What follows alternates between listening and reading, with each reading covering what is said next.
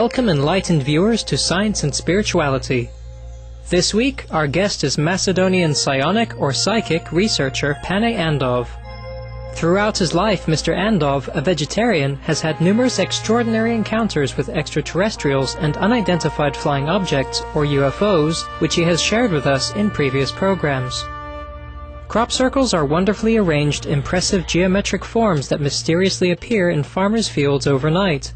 Many believe these magnificent creations are messages from otherworldly beings. In this two-part series, Mr. Andov will shed light on the meaning of various crop circle designs and discuss the enormous changes he says our planet and humanity will experience at the end of 2012 and beyond. I would like to share our amazing information, what is going to happen in near future about 2012 and 2013 event. I would like to offer people the information that was passed to me by the extraterrestrials that are willing to help. If you get the latest update from the Fermi gamma ray space telescope, a cosmic jet was actually recorded in the Milky Way galaxy, which is 25,000 light years in every direction from the galactic plane. So in crop circles like this, you see a source of energy that is spreading towards the edges, then this energy is extremely fast, it's massive, and it's coming, and it's almost at near us. This is depiction of the Milky Way galaxy, and when it comes, it's going to hit the sun and produce something that is called a red giant phase. This wave of energy is a few million degrees Celsius and is highly magnetic. And the surface of the sun is only 6,000 degrees Celsius.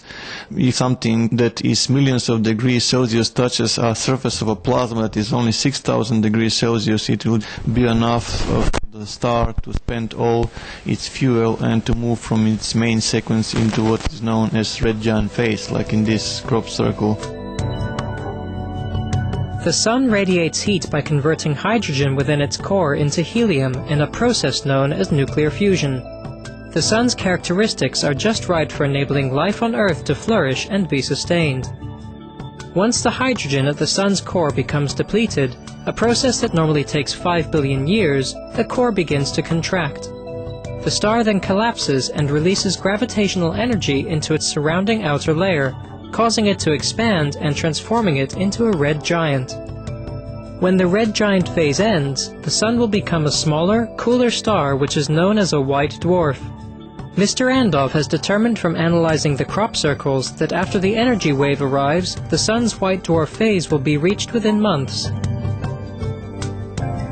This is the close-up of the crop circle that was delivered and the red giant phase. This is, in my perspective, one of the most important crop circles that were delivered. It appeared on July 15, 2008 on Avi Minor in United Kingdom. It's the depiction of our solar system with all the planets and with only slight deviation. Pluto is not the same. As it is possible to calculate the position of all the planets in the solar system on a specific future date, the alignment of the planets in the UK crop circle match what their position should be on December the 23rd, 2012. There was another depiction, another warning, which actually took place on 29th of March 2011 when we experienced this amazing display above the sky of New Zealand. When people started to analyze those stars, they were matching exactly the same, December 23rd, 2012. This crop circle, the dragonfly is symbolizing the extreme changes, and the phoenix, which is extremely important, is a mythological bird that lives a very very long lifespan, and when it recognizes that its life is coming to an end, it puts a fire into the nest and it burns to ashes. From those ashes, a new small phoenix is reborn. That's a symbol that the sun is going to be reborn soon. So it's all a symbolic depiction. So red giant phase, is it scientifically possible? What are the consequences for the planets when the Sun becomes a red giant? It's going to do a slow expansion which will begin on December 23, 2012, and it will culminate on 28th of March 2013. The Sun here is expanded and it had swallowed Mercury and Venus completely. That leaves Earth and Mars very, very dangerously close to the Sun. The energy emanating from the center of the galaxy will not just transform the Sun. Panayandov says it will make contact with the rest of the solar system as well. This energy, as is spreading towards the edges of the galaxy, will also pass through all the planets, including Earth. So just for comparison, the hottest layer of our atmosphere is thermosphere, is around 1,500 degrees Celsius. Most of the time it's less than 1,500 degrees Celsius. So what happens when a cloud, which is highly magnetic and millions of degrees Celsius hot, touches with the atmosphere of a planet which is only, let's say, 1,500 degrees Celsius hot? It's just going to deplete the whole atmosphere. So there are plenty of changes on the 3D level that we need to be aware of. Mr. Andov has learned that our Sun has a companion or twin star located on the outer edge of the solar system. The Sun becoming a white dwarf will enormously change the relationship between these two stars. I will just need to mention this. The other celestial object spotted on the skies is actually a twin star orbiting around our star. And this energy that is approaching will hit that star also. And when it's going to hit that star, it's going to move towards the white dwarf. What we have seen in the astronomy, two white dwarfs are attracted by each other gravitationally. They start to rotate around each other, eventually they collide. And when those two will collide, they will produce a bigger star, which to produce enough light and heat that will provide the conditions for life again. So what I'm trying to say with this is that this white dwarf alone is not capable of producing the same amount of light as we are receiving today, which means is not capable to produce the same amount of heat that we need to survive on the surface. Mr. Andov believes that the energy wave heading towards Earth need not lead to disaster. Rather, we can take steps now to protect our planet.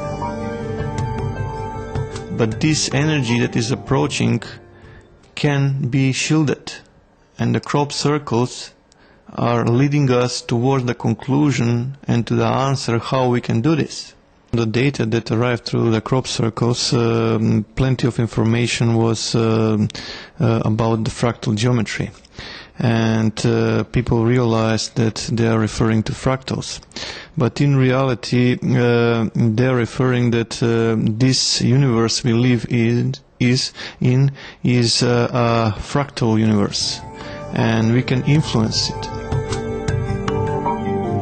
Panayandov says that although the recognition of fractals is correct, most don't understand that the data is saying that we live in a fractal universe and we can influence or change the universe. If you recall the research of Dr. Emoto about the water molecules, humans are able to change the crystalline structure, turn into something magnificent. We have the ability to influence one of the elements, water. But that's not where it stops. We have the ability to influence the fractal momentum or structure of the rest of the elements that are present on Earth. So that's the first momentum that we need to understand, that we have the capability, the power in us that is dormant, that if united it can produce a change to the matrix. So how can we do that? By combining energy. And the only known tool to me is meditation.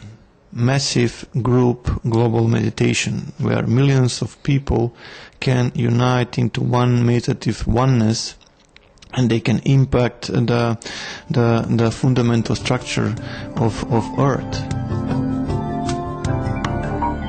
In addition to meditation, like Pane Andov, many across the globe are calling on humanity to immediately end our destructive habits, including the slaughter of our fellow beings for food, so that we can preserve our world for future generations. People need to change.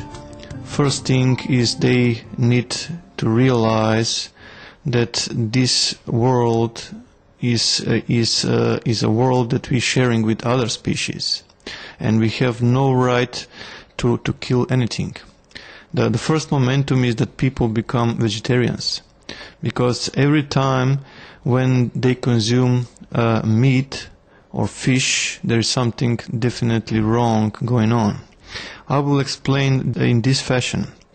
Let's say if a patient that goes to heart transplantation, before that he or she was not skilled into playing piano, violin or some other musical instrument. And after that heart transplantation and the patient had recovered, that same patient start to express fundamental skills and ability to play piano or violin, which was impossible in the past. What took place is simply like in computers. You put new hardware in, and if you have the necessary drivers, the processor will recognize the new hardware and it will make it functional. In this same particular case, that previous host that was hosting that heart was extremely skilled in playing violin or piano, and that same knowledge was passed to the new owner. The brain had decoded through the DNA. So imagine when people consume meat. That animal, before it was killed, had suffered a trauma, a stress, a terror, which was condensated into the structure. And when we consume that stuff into our bodies, we actually inherit the same emotion, the same energies, and it produces a DNA virus. And this DNA virus further goes to diseases and completely lowers the vibration. So it's lowering our vibrational field. And without a proper vibrational field, we cannot tune into this meditative oneness that we are talking about. And what is more, even important, that we don't need to kill animals or fish, because we are light beings and we can exist on vegetables, even on prana, if some people go towards that path. Thank you, Pane Andov, for sharing with us the valuable knowledge you have gathered from extraterrestrial sources regarding our universe. Your message of hope, which asks humanity to quickly embrace vegetarianism and practice group meditation to safeguard our wonderful planetary home, is a beautiful one. For more details on Mr. Andov, please visit www.paneandov.com. DVDs and ebooks by Mr. Andov are available on the same website. Please join us again next Monday on Science and Spirituality as we continue our interview with Pane Andov about Earth's future and the workings of the cosmos. Thank you, perceptive viewers, for your company today on Science and Spirituality. Words of Wisdom is coming up next after noteworthy news. May we forever treasure the world in which we live. For more details, please visit www.suprememastertv.com/SS.